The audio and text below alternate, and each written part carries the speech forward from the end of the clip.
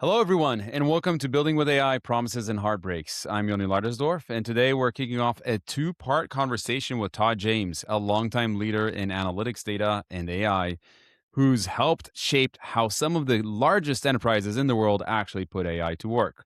In this first episode, we focus on Todd's journey from his early career to building analytics and AI capabilities at Fidelity, and later helping drive large scale transformation inside Kroger and its data science subsidiary, 8451.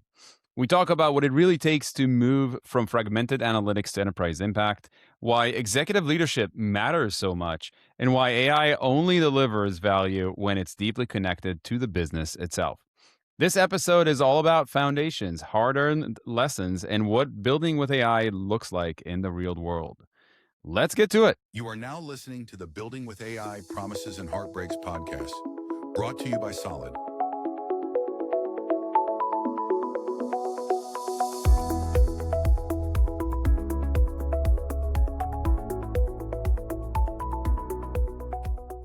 Hello, everybody, and welcome to another episode and the first episode of season 2 of Building with AI Promises and Heartbreaks. And I'm really excited that today I have Todd James with me. Hi, Todd. Welcome to the podcast. Hey, thanks for having me. Happy to be here.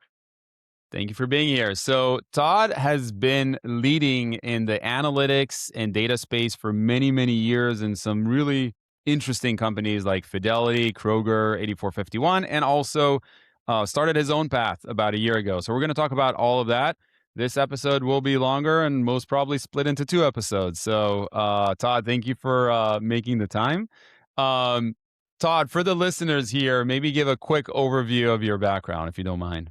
Yeah, I'd be happy to, and I'll give the high level. I think we'll get into some of the stories over time, but I've spent my career deliberately at the intersection of business and technology, either serving in business leadership P&L roles where I was heavily leveraging technology, or when I went to the technology side of the house, I was always really focused on making sure that we're able to use technology, or that the technology was relevant and driving real business value. So I spent the intersection there. But I mean, the journey started in the Coast Guard as a officer driving ships. Did some work in their IT group. Came out, worked a few years at about a 300 million firm focused on the federal market. From there, Deloitte, doing a lot of work around probably 2 big areas. One being one of the leaders in the data center practice that built out and did some exciting things there, and also spent a lot of time helping the integration of Homeland Security's IT as they were forming that up. From there, about 15 years, Fidelity Investments, a pattern of leadership roles, both in operations and ultimately in analytics. The game there was, if it was broken or ambiguous, every few years I kind of got a tap on the shoulder to go in, diagnose it, set a strategy, and lead it, which gets into how I got into the analytics space at Fidelity. And then from there, I went and was asked to lead artificial intelligence for the Kroger company and be chief data and technology officer at their data science, insights, and retail media business, 8451. And left that within the last year. And I've been about 6 months into a new venture called Aurora Insights, where I'm really focused on helping to take some of those lessons from places like Kroger and Fidelity and helping organizations figure out how can you implement AI, not for AI's sake, but in a way that really drives value, makes things easier for your customers, for your associates. And that's where I am today. So that's the high level. Yeah, that's an insane journey from the Coast Guard all the way through these leadership roles and making stuff happen. And I like the thread of, what you're saying, not doing technology for technology's sake. The goal is Yeah. business. The goal is growing business, reducing risk, reducing spend, whatever it may be. And technology needs to enable that. And obviously you spent a lot of time in that. And today in the episode, we're going to be focusing on a few elements there. So because we can talk about everything like Coast I was Guard going to and say, we can go any. Coast I, Guard was fun. That's a great yeah. place. Yeah, that was a lot of fun, but probably not this podcast. Yeah, yeah, it's a different kind of, and I'm sure they're doing a lot of things now with AI probably, or at least thinking about it. So, It was crazy. We flew up. There's you have the Army Navy game. Well, the Coast yeah. Guard and the Merchant Marine Academies have Mhm. the Secretary's Cup, and they played at Fenway this year. So a bunch of us flew into town, and they had displays all over, and I was just shocked the amount of drones, the amount of tech Yeah. that they were showcasing. It's a very different Coast Guard than when I was in there, and my ship had served in World War II. It was really old at the time, but very different state of technology. I have more tech on my phone now than we had on a 1,000-ton warship back when I was in the Coast Guard. That's insane. That's insane. Okay, so let's go to Fidelity. So, you told me a bit about it as we were prepping for the episode, but Fidelity, tell us the origin story of building the data and analytics practice there. Yeah, it was interesting. I was in one of those roles where there was a business unit that was not necessarily hitting the expectations, and I had been asked probably 3 years before to take a look at it and, like I said, diagnose, set a strategy, turn it around, lead it for a few years until you could get the leadership team and everyone up and running. And I tend to get impatient. Maybe it was from my time in the military, where every 2 to 4 years you went to a new unit, but I have a hard time being in a role more than 4 years. I get bored and want to move on. And the beauty of Fidelity was you had runway to keep doing that over and over again for 15 years as long as you delivered. But there was probably a little bit of restlessness, and there was a bit of a desire to get back to my computer science roots. I was running an operating group at the time in the financial services space, and I started having discussions with the leadership team one on one. Now, part of it was trying to figure out what I wanted to do next, but also I was reading some of the signals on where data and analytics were going to go. I had a strong enough background, mathematics, computer science, to pick it up. In the group I was at, I also built out in one of the functions that I was leading, an analytics team that really focused on advanced analytics and started to pull in some of the early data science work in areas that hadn't been used. And, I was having these discussions, and one day I got two calls. Two of the presidents called and said, "Look, we've got these business units. And it was almost the same question, so they were talking. And the question was, are we getting our value out of our analytics capabilities?" I'm like, "All right, I'll give me a couple weeks." I went out, I looked, I did my little assessment. I came back with 90-day plan. And I think I said, whatever poor soul you give this to, here's what you should expect of them over the next 90 days and all that. And I went back and did my job. And of course, I got two calls the next day. Yeah, yeah. I was Here's the I was poor that poor soul. soul. Yeah, might have been Poor schmuck, soul. but either way. And so for the healthcare and workplace investing businesses, workplace investing is fancy word for like pensions, 401ks, things like that. Big part of what Fidelity Of does. course. Yeah. I started the journey in looking at those capabilities, because the observation was at the time, and their questions were right. We weren't getting value. There were very tactical decisions buried in the organization. Most of the questions the teams were working on came from the leaders of the analytics teams, and they were all fragmented: marketing, ops, all the HR, all these different areas. So there wasn't any strategic value. And the other thing I realized is, with everything going on out in the market, we're going to start to lose these people if we don't create a better environment. So Mm. I set from taking those isolated teams, re-racking and looking differently at the skill set, moving more from, my theory was always, you need to be able to scale if you're going to get value. So you've got to change this approach to: a project comes in, you do the project, you give them the answer, to let's build integrated product teams with technology groups. And I built out the global shared capabilities for those businesses in the areas of data science. Our AI product teams changed the way we did descriptive and diagnostic to get those to higher value outcomes, the data capabilities in those groups, and really started to go where we're actually driving real value. So that started there. And then as we're going, a few of the other businesses, like the retail business, the asset management's, the guys who manage the funds Mhm. that we all invest in. And, there was a group of us kind of doing this, sort of connected. And I think it was about six of us got an invite one day. And we went down, we met with the chairman at the time, Abby Johnson, she's still the chairman. She owns the company. And that's where we kind of started figuring out if we're really going to do this as a company, how we're going to pull it together, how we're going to get the leadership team along the path. And that's where the journey started. And it's, if you're familiar with Boston, it was out on that pier, the World Trade Center. Mhm. And I remember sitting there. There was we're sitting there looking out over the harbor, having this discussion that had a pretty big impact on the trajectory of my career and the trajectory of what Fidelity was going to do. And over the next few years, that focus and responsibility grew. I co-led personalization across the firm in a way that's scaled with a colleague from the retail business. Before ChatGPT was big, we went out and we could write some big checks and hire some branded names from big places and find an expert whose visa wasn't right for the U.S. and put them in a Canadian op. And we had a Mm. power team doing that. And the precursor based on the GPT models, it was a lot harder. It cost a lot, but we started integrating natural language processing, and I led that effort into the transaction processing to be able to reduce the labor and free up some of these individuals to have more robust client interactions as opposed to just processing transactions. And then by the time I left at Fidelity, I was doing cross-enterprise AI and leading that. But it was an incredible journey. And in that moment, one of the things that really stuck out was I think we were ahead of the game.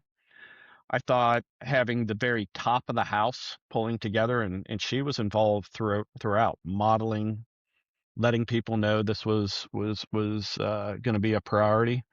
One was played a big role in our success and what we were able to do there, but it also modeled for me what it was going to take, and I drew on those lessons when I went to Kroger. So that was kind of the origin story. But yeah, my journey within the workplace businesses started by saying, "Hey, here's a 90-day plan. Whatever poor guy or gal gets this, here's Yeah. what you should do." And of course, I wasn't as flexible as I should have been on the time frames and deliverables, as I found out soon. And then, from an enterprise story, it started sipping coffee overlooking the harbor with a small group of us in the World Trade Center in downtown Boston. It's insane. So, this podcast is a lot about interesting stories and lessons. First lesson is if somebody asks you to build a plan to to fix something, you, you should be very careful because they may ask you to actually implement the plan. Um, there's Yeah, this I should have said, here's the 180-day plan or Yeah, something like that exactly, with those exactly, like, deliverables. Yeah, it's, you know, just think about, okay, what happens if I'm that seat? So first of all, that's a great lesson. And as you were going through it, you said, okay, there's basically fragmentation, decentralization, lack of cohesive thinking when you came in. It yeah. was like, it sounds like a bunch of different teams, each working on their own thing, but not very clear North Star and direction and strategy. And your steps were, okay, let's bring them together. Let's just set a strategy, align them all into that, decide what we are doing, what we're not doing, what impact you're going to make on the business, et cetera, starting with that within that business unit that you were in, and then applying that more broadly, right? Is that a correct way to think about how Yeah, you, it's an interesting process. What I looked at, we a couple of observations. We have good talent. Yeah, In general, yeah, Fidelity has really good yeah, talent. real good So, talent. Yeah. we had good talent. The people were good. The capability was there, but it's what you find in any organization. When you get very fragmented, you get localized priorities, Mhm. you don't see much of a yield on your investment there. And people that want a real robust career path want to see mobility. They want to see opportunity to work in different areas. And when you have these pockets and silos, Mhm. really good people don't do that. So I started pulling together. And the good news, senior team loved it. But the Yeah. people, you pull those resources away from functions and teams. Mhm. And you've got a few people like, yeah, this makes sense. I'm a mature business leader. I've got lots going on.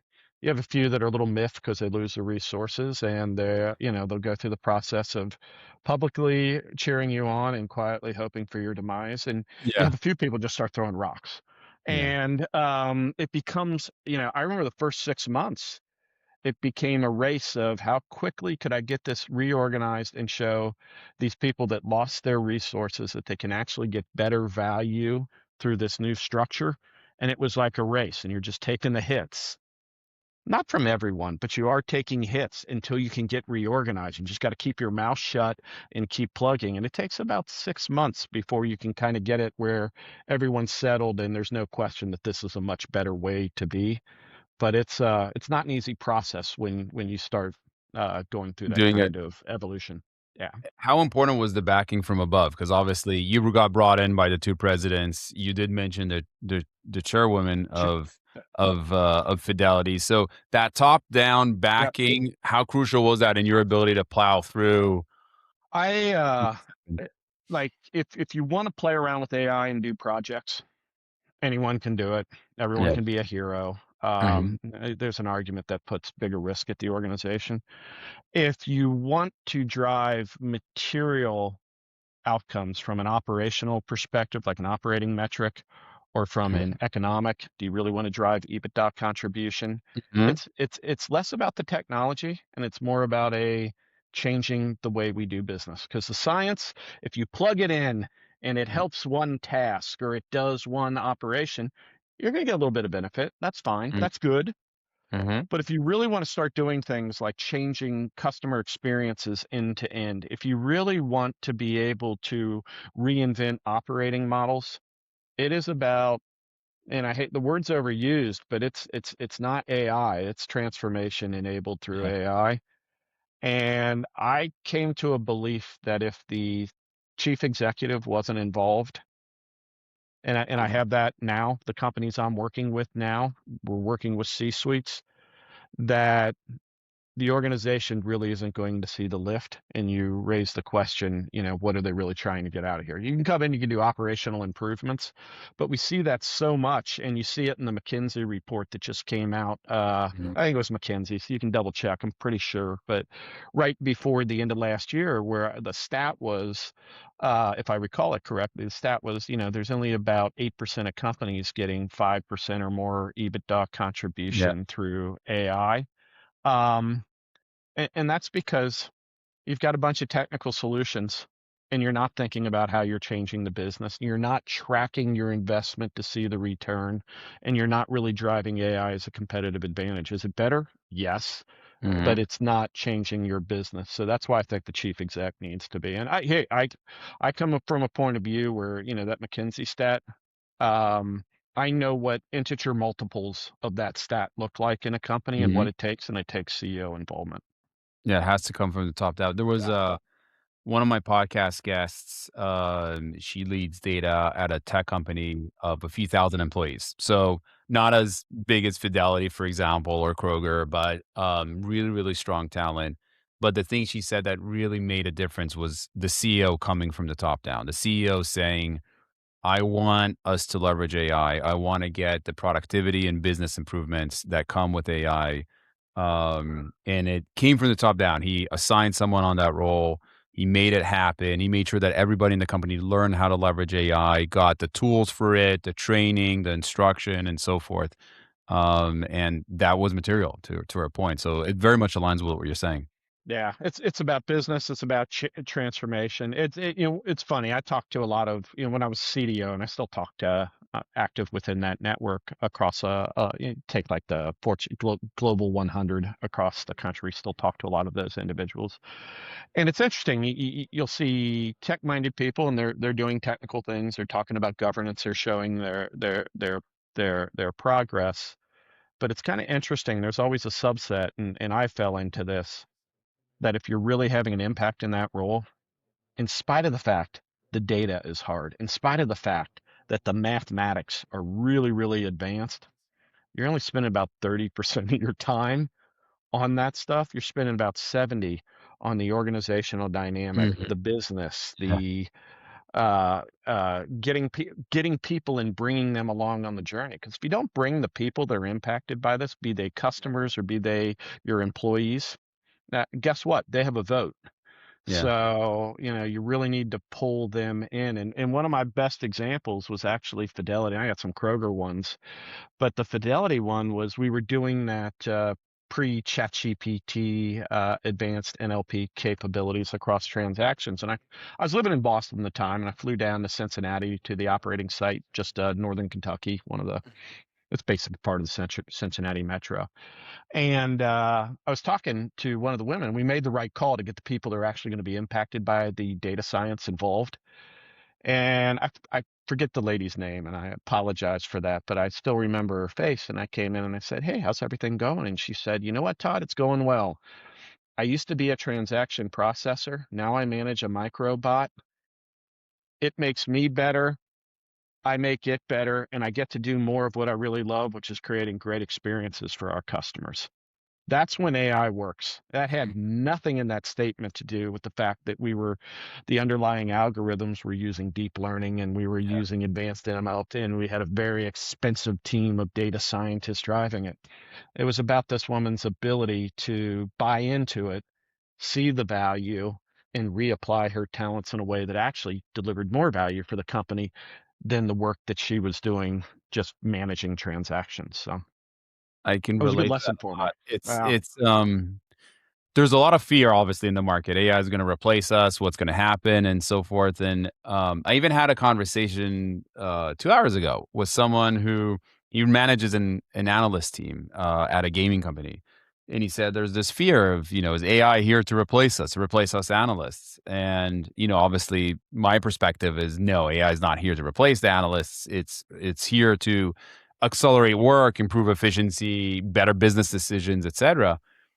The statement that lady made to you is exactly what I'm hoping for people to start internalizing more and more.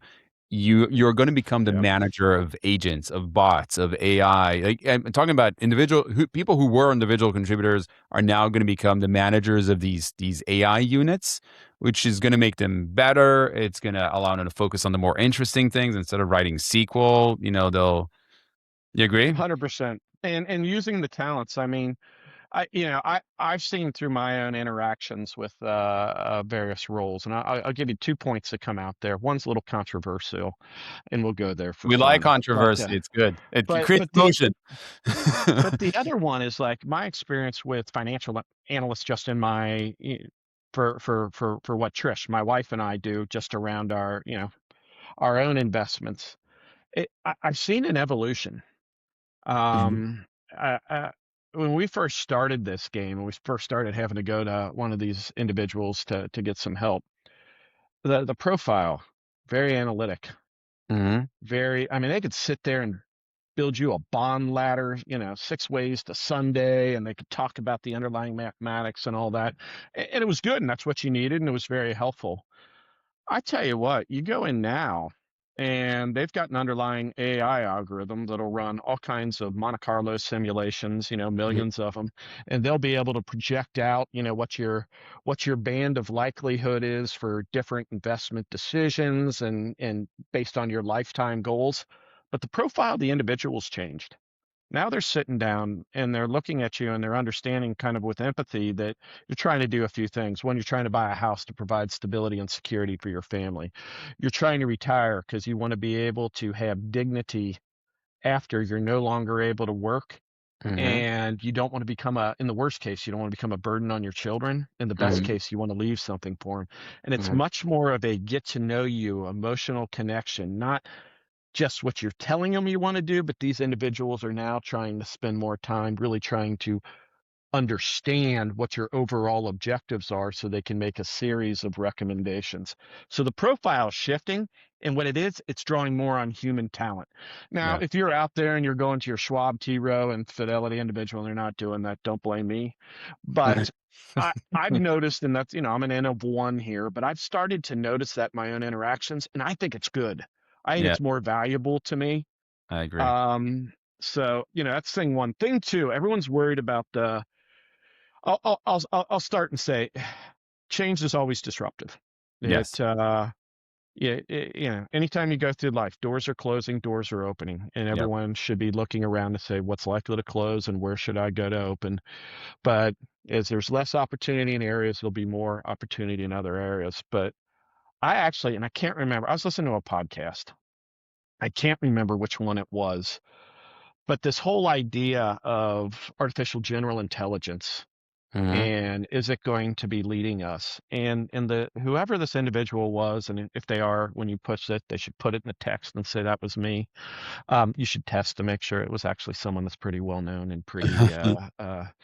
It was a top podcast kind of thing. But what they said is, look, I'm not sure that intelligence is leadership. And when you talk of AGI, that doesn't imply leadership. And you're sitting there going, okay, yeah, that kind of makes sense. Well, smart people Yeah. might be better leaders or not, but then they start going, and the first thing out of their mouth is, do our elected officials in any party and anywhere in the world represent the best and brightest? I mean, I remember, what was that car show with Jeremy and a group of English guys that Oh, did Top Top Gear. Top Gear. I'll Yeah, Top I'll Gear. never I'll never forget a call where one of them's driving in their car through London, and they pointed to Parliament and said that's where we keep our idiots. Now, that's not to say everyone in politics is that Yeah, way, so please don't. yeah, But yeah. but I think there's something to be said that even of those that are super intelligent, they're not there just because of their intelligence. They're there because of leadership. And then you can go down and go, we have PhDs working for MBAs. Hmm. I've got throughout my career people more intelligent than me working for me. So I think there's enough proof points, and I use those silly examples, so please give me a little bit of grace. But I I I I think there's something that we have to keep in mind too, that being human, being a leader is more than our intelligence. It's more than Yes. our collective talents.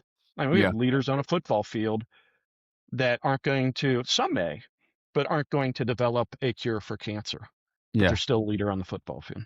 Yeah. And some of them, they're very successful at it, and they Now, watch it- Tom Brady go out and cure cancer, something like that. well, at the moment he's selling Hertz, right? I think, if I remember correctly. Um, So, okay, wow, I can dig into this more. So, but I want to go into the next phase. So, you got that task, fidelity, firstly bringing it all together, then expanding it across the organization, that meeting Yep. in Boston, changing how people were doing things. And then you decide after 15 years, it's time to move on. You go to Kroger.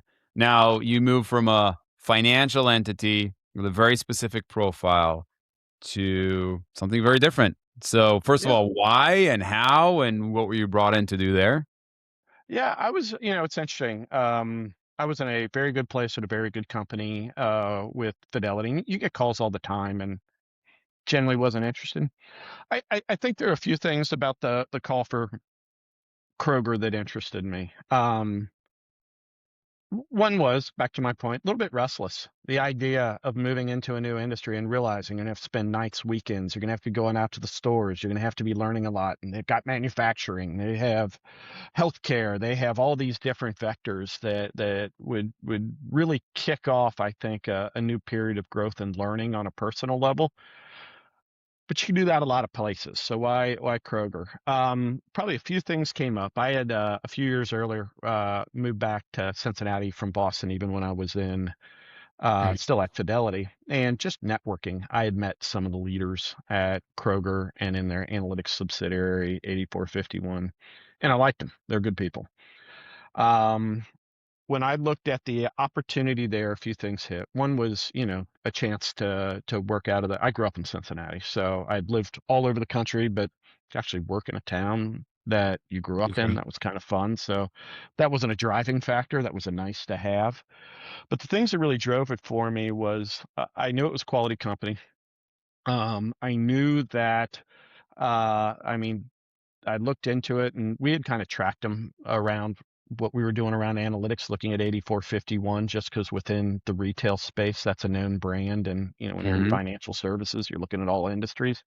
So I knew what kind of asset they had around data science talent, understood the data asset, and everything I'm saying is public. The data asset, I mean, the data asset they have is, 1 in 2 US households shopping patterns. So, you know, 10 Insane. petabytes of data, this very rich asset to be able to do a lot of things at. and I thought the mandate was a good mandate, right? It was to work with an organization, 8451, that had done a lot of consulting based work to their approach, which was industry leading when they started it, but they saw and said we need to get some more scale and some more automation and change how we were going to work, and so working through that. But the big reason too was looking at the parent company and, how do you evolve the strategy there in a way that does two things, one of which is increase the material economic contribution of the sciences that are in place and where they should go, and two, creating scale. Because I mean, there are 500,000 people that work there, 2,500 Insane. stores. I used to know it off the top of my head, but multiple manufacturing plants. I mean, they're vertically integrated. Um, so I thought it was an exciting place, and I tell you what, I was there 4 years. I ended up leaving because I wanted to go do something different. Mhm. But that experience was incredible, just based on the breadth of the company, the different ways in which science can have an impact, the richness of the data asset. And like I said, there was a robust base coming out of both Kroger around technical talent, but also you had that 8451 data and analytics company. And while there was a commercial aspect to that, there was also about 40% of that group that we focused on being the data science arm of Kroger. So it was, it was a great opportunity. And like I said, I went in, I started meeting the leaders I was going to work with. I'd known them before. Um, and I enjoyed the people on the leadership team, and it Wanted was to do time. it. Made the move. Yeah, you make the move. Not easy So leaving Fidelity though. That was a good company, but sooner or later, and I remember this when I left the military, someone told me, all of us someday hang up our uniform. So yeah, none of us are permanent anywhere. So you yeah, should you should never get so comfortable you're afraid to move and go try something new. yeah. I agree with you. I'm also a bit of a restless individual. My wife makes fun of me. We can't spend. It's very hard for me to spend, for example, winter vacation at home because the kids they don't have school. It's 2.5 weeks. And this year we did a staycation. I was forced to stay home for the majority of the 2.5 How'd weeks. that go? I was going bonkers. I like this. That's not for me. My wife, she loved it. The kids loved it. They got them these PJs. They were fluffy. They were doing puzzles. They were reading books, watching TV. I was going crazy, crazy. So I Y- can feel it. it's funny though. It's I like you. It's always helpful to have a wonderful and loving spouse who knows you well enough to be Yeah, able to kind of give you guidance and insights. Trish has given me guidance that, if I'm not yeah, super active, yeah, uh, uh, uh, it's not necessarily the best thing for yeah, me. yeah. And, And for we your are who surroundings. we are. It's good to have a partner who understands that and can give us the plain language guidance that no one Yeah. else in the world could ever do. Yeah, yeah, people that Yeah. wouldn't do it. So a whole bunch of questions about Kroger and 8451. So first Yeah. of all, the name 8451, and obviously you could Google it, but like, why? What is that? And also, why is it a separate entity from Kroger? Yeah, so I'll give you a little bit of the history. Now, I wasn't there for the history, so I Mhm, think they're coming up close to about 10 years as 8451, and they were a joint mhm, venture between dunnhumby and Kroger before it. So we'll get a little bit into the story. But I'll start with 8451. It's longitude of Cincinnati. Think longitudinal analysis. mhm, mhm. And, it was a group of people that had to make a decision pretty quick. And you hear everything from what a cool name to it was the least bad name at the time, a little bit of humility. I Yeah, actually think it's a brilliant name. yeah, Um, yeah, because whether you know what it is or not, once you hear it, you remember it. You may get the numbers mixed up, yeah, but it's that company with numbers in Cincinnati yeah, that is known in retail. yeah. It's interesting. Their history, and I give a lot of credit to the leadership at Kroger at the time, when it was back when Rodney McMullen was CEO. They uh, they knew that there was an opportunity to gain some competitive advantage, and to be able to better support their customers through the use of data science. And there's a company out of London called dunnhumby, which Mhm. in retail I'm know familiar. about. Yeah. And basically they created a joint venture. and focused, the rich heritage there was more in the merchandising and the marketing space. Hmm. But, it was a really good joint venture.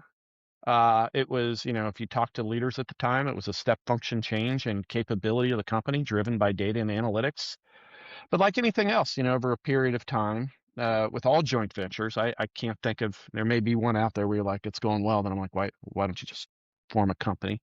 But, if it works so well for so long, you would structure it different. But, at some point, interests start to diverge and you have a choice, right? You can renegotiate and set up different interests. You can dissolve, or what the Kroger leadership do is let's buy them. And so they they went and they brought it, and that was formation of 8451, where they actually acquired the capability as an asset. And it's interesting the way 8451 works. If you think about it, there's some components, right? And and I'll tell you why you keep it separate, and to my understanding why the decision was there. But I think it even goes to broader theory around how you structure businesses. It made a lot of sense what they did at that time. But just to give you a sense, if you think about it, Kroger has customers and data, right? A rich asset. 8451, if you think of a virtuous flywheel, is basically saying, okay, what we're going to do is with that data, we can take it, we convert it to more traffic by bringing more people in with opportunities and offers that are beneficial to them, right? It's got to be a beneficial exchange of value. If someone gives you your data, they've got to get something out of it. So they get Hmm. the right promotions. They get a reduced amount of time to build their cart when they're making an order because it knows so much about them in a way that's helpful and gracious. It gives them the right promotions. It gives them the right messages. So more traffic goes in. But that data also, it reveals a path to purchase if you're a brand that is trying to understand, how your particular product is doing in a Harris Teeter's in Virginia between the month of October and November during a particular set of days, during a particular set of hours. You can see where the granularity is. And that helps them better shape where they provide their offerings, where they think about the products that they bring into the ecosystem. And that creates a better outcome for them. But once again, a better outcome for the ultimate shopper who is getting the products on the shelf at the prices and the deals that are most valuable to them. Now, the other thing is there's this insights business that takes that data and it gives it to the brands, right, and sells it to the brands. There's also, if you understand the path to purchase, why not have a retail media space so you can activate against those insights? Hmm. So there's a retail media business that provides an opportunity if you understand what's happening in the aisle in front of your product and which audiences are hitting it.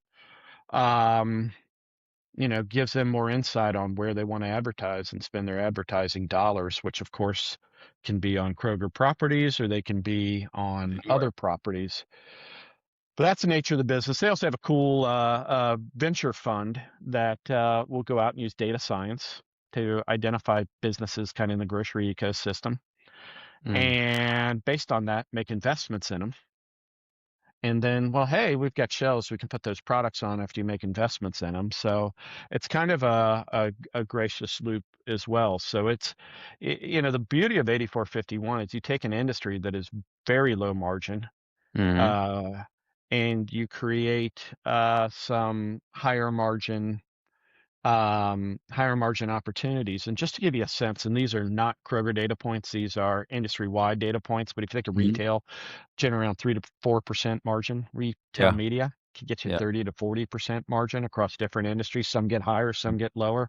But you see the difference there of how those come together, and that's kind of the magic of 8451.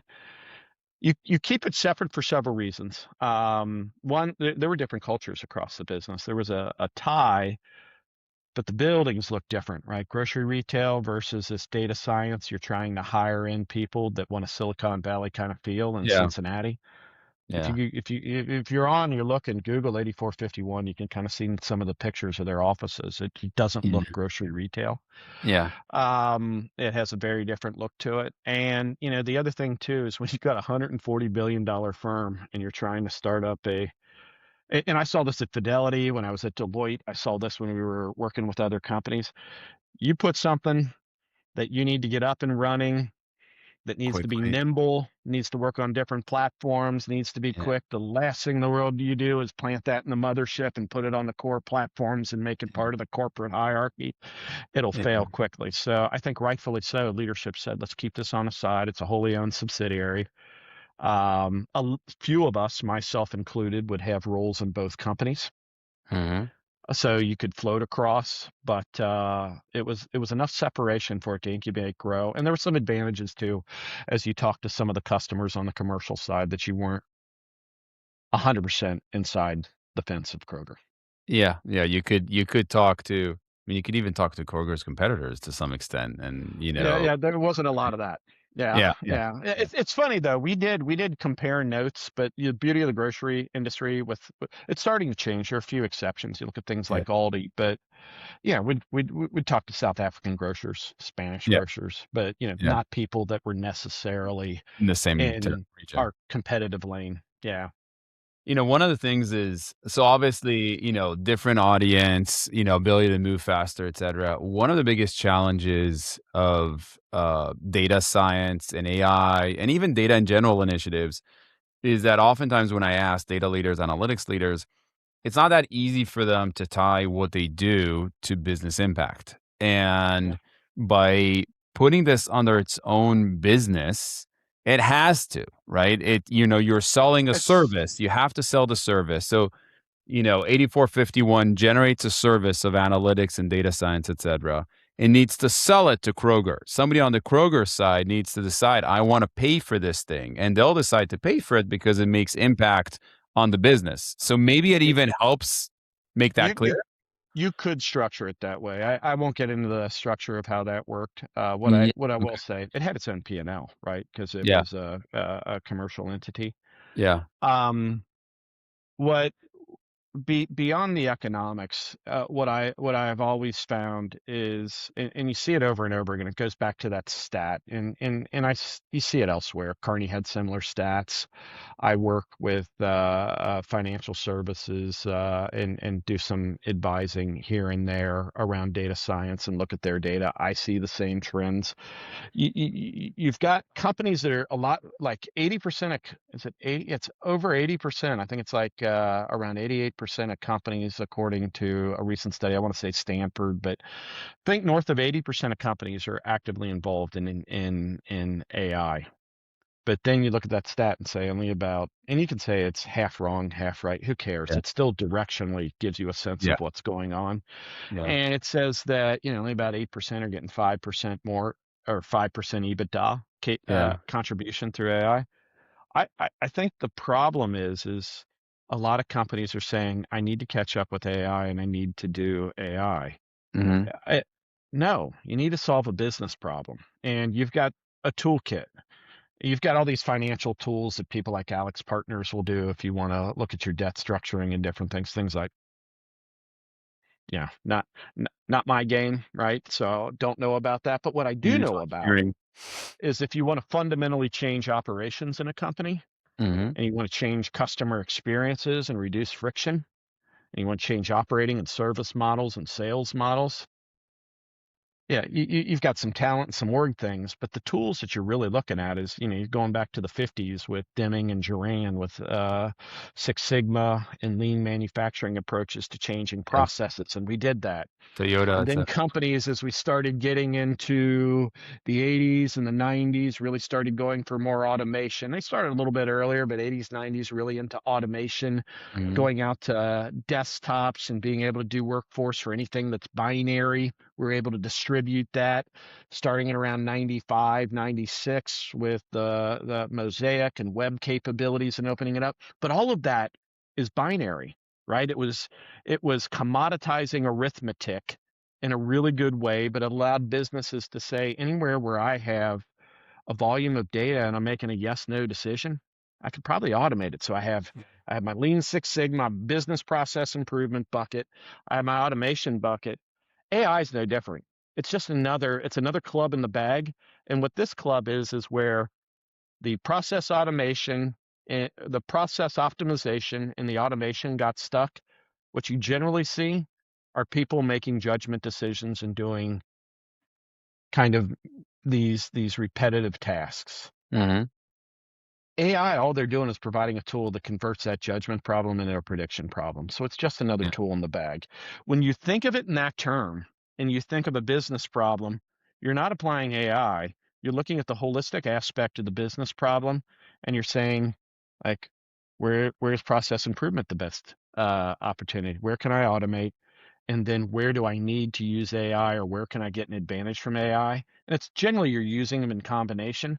But when you start thinking about AI as one of your clubs in the bag, if you're a golfer, which I am horrible, but your club in the bag, like I only need one, it wouldn't change my score. Ball goes far and right. It goes anywhere, Yeah, anywhere. yeah. I just try and finish the match with balls in my bag. They're usually like lost. Yeah, But usually you know, in the pond it's and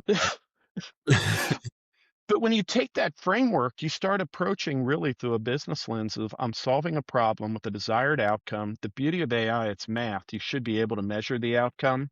yeah. And I think it's that mindset that for whatever reason, because of the mystique of AI and because of probably where it's being led within companies Mhm. and the companies that are approaching them from a vendor perspective, I just think the message got lost. And the companies that figure that out quicker are the ones that start seeing real benefit. Yeah, so it's not AI for the sake of AI. AI is a tool to achieve Yeah. better business outcomes.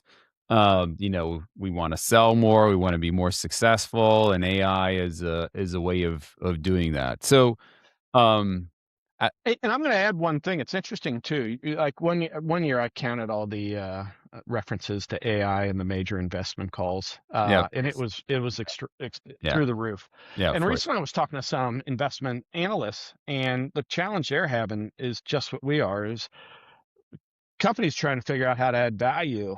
The analysts are trying to figure out, how do I tell when a CEO is up in their earnings release talking about AI that it's actually making a difference?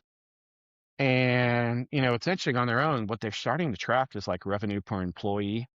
Like Mhm. if you're really making a sustained difference, it should be transformational and you should either be driving more sales or you should be more efficient relative to your unit of sales. And we talked about some other ways to look at it, but I it's kinda interesting. We talked about with the CEOs, but then you've got a lot of money flowing in from investors, and they're trying to figure out the same thing, like what's real, what's not, and who's going around trying to AI things, for lack of a better term, and who's going out and really trying to have an impact on an organization, be it a government, a business, a nonprofit. Well, investment community is only interested in the business, but you see where I'm going. Yeah, exactly. They only wanna make money. One of the problems is an easy way to increase the revenue per employee is to reduce the number of employees, and so, they Yeah. say, "Oh, Yeah, it's AI is coming. AI justifies a RIF of 16,000 employees," and, that's a way to boost revenue per employee. Yeah, there's some articles recently about that. I think the revenue for employee is not it's not a perfect measure. It's not a causal measure. I raise it only to kind of mention that people are seeing and recognizing that a lot of what they hear through these earning calls is not resulting in business value, and they're really trying to figure out, is it real or is it not real?